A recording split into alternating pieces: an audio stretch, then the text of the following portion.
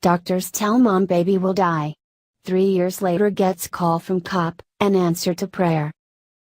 Angelina Castleberry was happily pregnant with twins, a boy and a girl, when she got some news from her doctor that changed everything.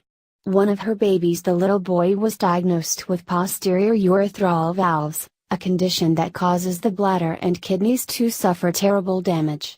The prognosis was grim. Doctors told her that her child would most likely die. Too much intervention to try and help the baby would cause the other twin to die, so not a lot could be done in utero. Angela had to have an emergency C-section at 31 weeks because of placental abruption.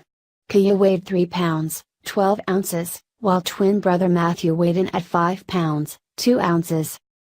After 8 weeks in the hospital, Kaya was able to go home, but Matthew wasn't doing so well. He had bleeding and fluid in his brain, kidney failure, a collapsed lung, and pulmonary hypertension.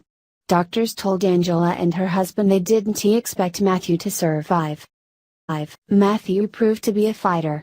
He continued to defy all the odds and was eventually able to go home and join his sister and the rest of the family. But things were never easy. By the age of 3, Matthew had already had 14 surgeries and was on dialysis. Heartbreakingly, each time he received an organ donation, it rapidly failed. The Castleberrys were losing hope of finding a direct match donor that would work for their son. Then one day, Angela got a call from a friend and former co-worker, Deputy Alicia Lopez. Lopez told her she had taken the test and discovered she was a direct match for Matthew. When we found out it was Alicia, it was, like, oh my God. We've been praying for you, Angela said. The transplant was scheduled for late July.